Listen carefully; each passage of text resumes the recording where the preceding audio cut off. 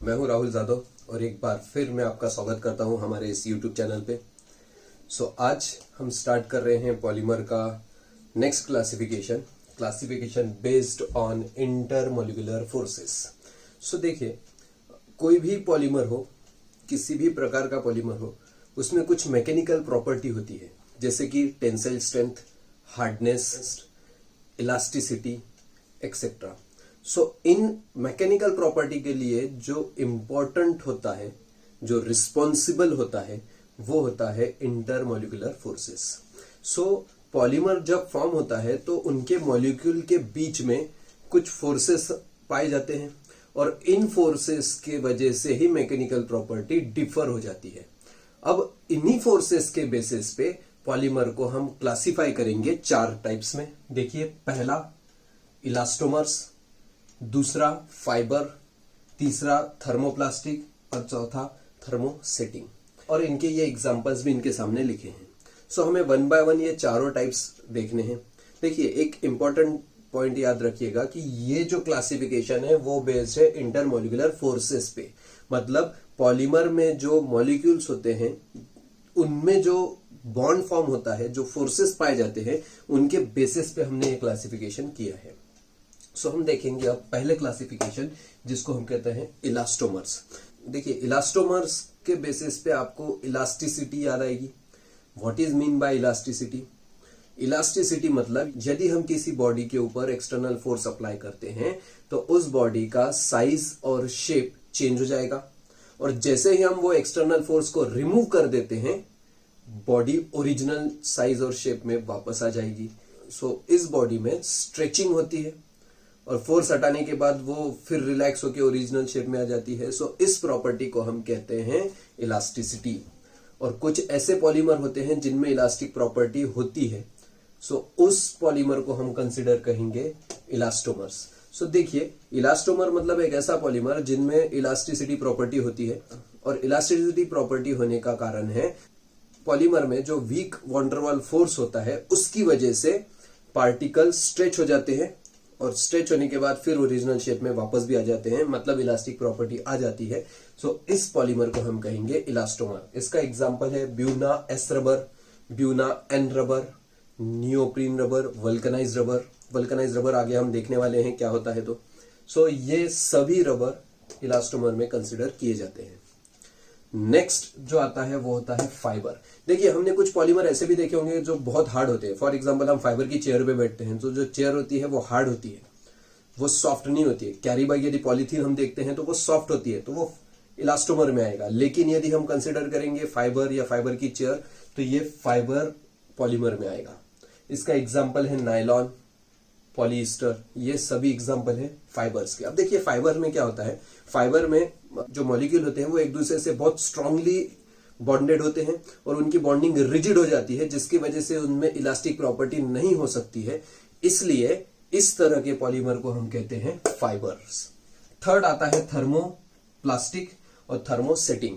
ये दोनों ही टाइप्स जो है पॉलीमर के, वो रिलेटेड है टेम्परेचर से या हीट से। देखिए, थर्मोप्लास्टिक, थर्मोसेटिंग। इनिशियली ये जो वर्ड आ रहा है थर्मो, ये देखिए, ये जो वर्ड आ रहा है थर्मो, आपको थर्मो से याद रखना है टेम्परेचर, या फिर टेम्परेचर से याद रखना है हीट। ये दोनों ही पॉलीमर सीधा सीधा रिलेटेड है हीट से, और हीट के बेसिस पे हम इन दोनों को क्लासिफाई करते हैं। देखते हैं सबसे पहला क्लासिफिकेशन जो है थर्मोप्लास्टिक का। थर्मोप्लास्टिक मतलब एक ऐसा पॉलीमर जो हीट करने के बाद सॉफ्ट हो जाता है और कूल करने के बाद फिर से वो हार्ड हो जाता है। इस तरह के प्लास्टिक को हम कहते हैं थर्मोप्लास्टिक। एक बार फिर याद रखिएगा, यदि किसी पॉलीमर को आप हीट करते हैं तो उसका साइज भी रिड्यूस हो जाता है, उसमें सॉफ्टनेस आ जाती है, और लेकिन जब उसको हम कूल करते हैं तो वो फिर से हार्ड हो जाता है।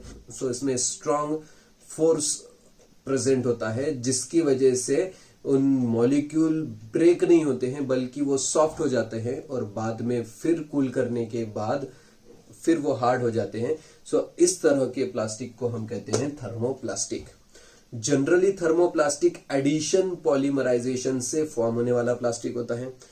कुछ ऐसे भी हमने थर्मोप्लास्टिक देखे हैं जो कंडेंसेशन से भी फॉर्म होते हैं, लेकिन मेजॉरिटी ऑफ थर्मोप्लास्टिक ये फॉर्म होते हैं एडिशन पॉलीमराइजेशन से।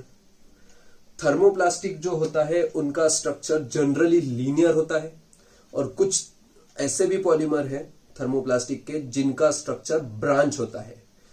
सो आपको ये याद रखना है, मोस्टली थर्मो सॉफ्टिंग पॉलीमर या फिर थर्मोप्लास्टिक ये फॉर्म होते हैं एडिशन पॉलीमराइजेशन से, और इनका स्ट्रक्चर जनरली लीनियर या फिर ब्रांच होता है। फॉर एग्जाम्पल पॉलीइथिलीन या फिर पॉलीस्टाइरीन, ये एग्जाम्पल है थर्मोप्लास्टिक के। लास्ट हम देखने वाले हैं थर्मोसेटिंग। थर्मोसेटिंग मतलब क्या होता है, देखिए यदि हम किसी पॉलीमर को हीट करते हैं, सो हीट करने के बाद भी उसमें सॉफ्टनेस नहीं आता है, इस तरह का जो प्लास्टिक होता है उसको हम कहते हैं थर्मोसेटिंग प्लास्टिक। सो ये इंपॉर्टेंट है, आपको याद रखना चाहिए कि थर्मोसेटिंग मतलब क्या होता है। दूसरा पॉइंट इसमें याद रखना है कि थर्मोसेटिंग प्लास्टिक जनरली फॉर्म होते हैं कंडेंसेशन पॉलीमराइजेशन से। यह बहुत ज्यादा इंपॉर्टेंट पॉइंट है और डिस्टिंग्विश पॉइंट भी है थर्मोप्लास्टिक और थर्मोसेटिंग के बीच में, कि thermosetting plastic generally condensation polymerization से फॉर्म होता है।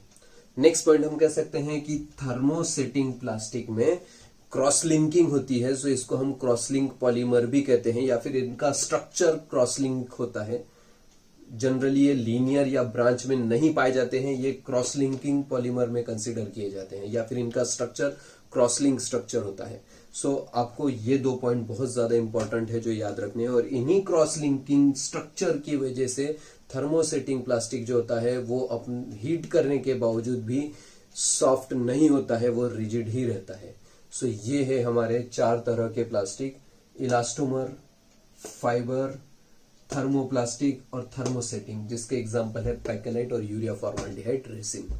सो ये है हमारा 4th classification. So friends, next जो हमें क्लासिफिकेशन देखना है वो है क्लासिफिकेशन बेस्ड ऑन मोनोमर्स। देखिए फ्रेंड्स, मोनोमर के बेसिस पे कैसे क्लासिफिकेशन करेंगे। बहुत से ऐसे पॉलीमर होते हैं जिनमें मोनोमर एक ही यूनिट के होते हैं, सेम यूनिट से होते हैं, या रिपीटिंग स्ट्रक्चर भी हम मोनोमर को कहते हैं, वो सेम ही होता है। जैसे कि पॉलीइथिलीन में इथिलीन को ही हम ज्वाइन करते जाते हैं, सो मोनोमर तो इथिलीन ही हुआ और एक ही टाइप का हुआ है। लेकिन कुछ ऐसे भी पॉलीमर होते हैं जिनमें मोनोमर एक से ज्यादा भी होते हैं, अलग अलग टाइप के मोनोमर भी होते हैं।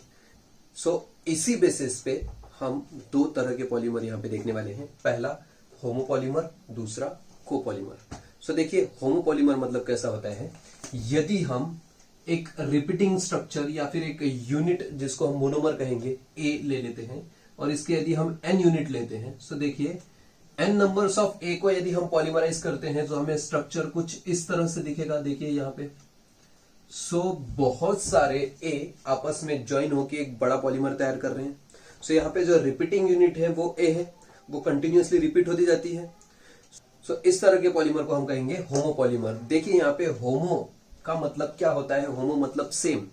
यदि पॉलीमर में एक ही तरह के रिपीटिंग स्ट्रक्चर या फिर मोनोमर प्रेजेंट होंगे तो उस तरह के पॉलीमर को हम कहेंगे homopolymer. For example PVC, polyvinyl chloride, polystyrene, polythene, ये सभी ऐसे पॉलीमर हैं जिनमें मोनोमर एक ही होता है, अलग अलग मोनोमर नहीं होते हैं। सो उनको हम कहते हैं होमोपॉलीमर। लेकिन कुछ ऐसे भी पॉलीमर होते हैं जिनमें एक से ज्यादा मोनोमर प्रेजेंट होते हैं, मतलब 2 अलग अलग प्रकार के मोनोमर यहाँ पे हमें ऑब्जर्व होंगे।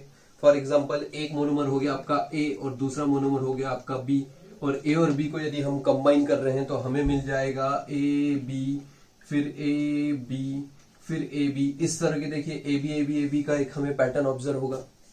सो यहाँ पे 2 अलग अलग मोनोमर हमने लिए हैं, या फिर 2 अलग अलग रिपीटिंग यूनिट हमने लिया है, और इस तरह के यदि हम रिपीटिंग यूनिट यहाँ पे लेते हैं तो जो पॉलीमर फॉर्म होता है उसे हम कहते हैं कोपॉलीमर। मतलब सिंपल है कि 2 अलग तरह के यदि मोनोमर हम ज्वाइन कर रहे हैं तो उसको हम कहेंगे कोपॉलीमर। फॉर एग्जाम्पल नायलॉन 66 हम ले सकते हैं, यूरिया फॉर्माल्डिहाइड रेजिन हम ले सकते हैं। सो इनमें हम 2 अलग अलग मोनोमर यहाँ पे यूज करते हैं। सो ये हो गया आपका कोपॉलीमर। सो ये है हमारा क्लासिफिकेशन बेस्ड ऑन मोनोमर। इसके अलावा जो नेक्स्ट क्लासिफिकेशन और जो लास्ट क्लासिफिकेशन है हमारा, वो है classification of polymer based on biodegradability. Biodegradability इस टाइम में बहुत ज्यादा इंपॉर्टेंट है, क्योंकि हमें पता है कि हम जो पॉलीथीन यूज करते हैं वो डिग्रेड नहीं होता है कभी, मतलब वो नॉन बायोडिग्रेडेबल हो गया, उसको हम डिग्रेड ही नहीं कर सकते हैं। सो आज के डेट में हमें इस तरह के पॉलीमर की आवश्यकता है जिसे हम यूज करने के बाद डिग्रेड भी कर सकते हैं। सो उसके बेसिस पे हमें यहाँ पे दो तरह के पॉलीमर देखने हैं, जिसको हम कहेंगे बायोडिग्रेडेबल पॉलीमर और नॉन बायोडिग्रेडेबल पॉलीमर। देखिए, बायोडिग्रेडेबल पॉलीमर मतलब ऐसा पॉलीमर जिसको बायोलॉजिकल माइक्रो ऑर्गेनिज्म का यूज करके हम इजीली डिग्रेड कर सकते हैं, उनका ब्रेक डाउन कर सकते हैं। उस तरह के पॉलीमर को कहते हैं हम बायोडिग्रेडेबल पॉलीमर। मतलब बायोलॉजिकली माइक्रो ऑर्गेनिज्म का हमें यूज करना है यहाँ पे पॉलीमर को डिग्रेड करने के लिए। सो इस तरह का जो क्लासिफिकेशन है उसको हम कहते हैं बायोडिग्रेडेबल पॉलीमर।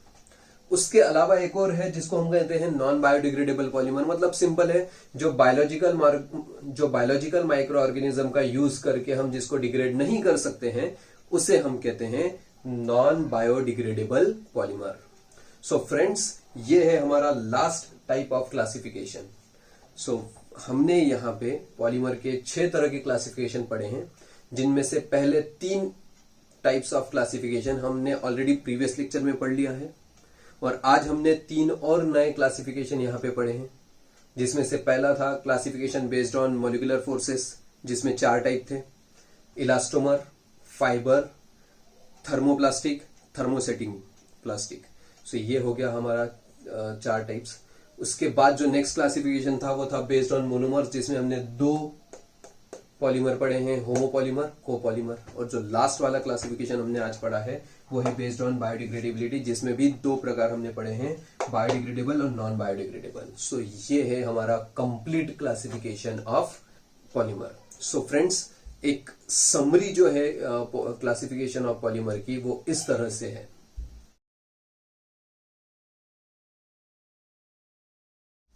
सो फ्रेंड्स, यहां पे हमारा क्लासिफिकेशन कंप्लीट होता है। नेक्स्ट लेक्चर में फिर एक बार हम मिलेंगे एक नया टॉपिक लेके, जिसमें हम पॉलीमर की कुछ प्रिपरेशंस देखने वाले हैं कि किस तरह से पॉलीमर प्रिपेयर होता है, उनके मोनोमर क्या होते हैं, उनकी रिएक्शन कैसी होती है, और वो पॉलीमर फॉर्म होने के बाद उसके एप्लीकेशंस क्या होते हैं। ये सभी पॉइंट लेके हम एक बार फिर मिलेंगे नेक्स्ट लेक्चर में। So that's all for today.